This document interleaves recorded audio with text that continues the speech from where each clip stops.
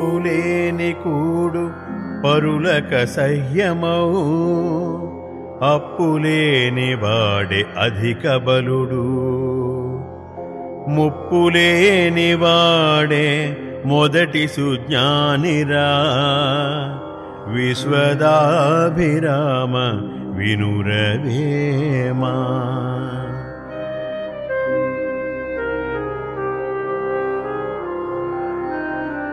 పప్పులేని భోజనం రుచించదు. అప్పులేనివాడే అధిక బల సంపన్నుడు. విషయాసక్తి లేనివాడే జ్ఞాని.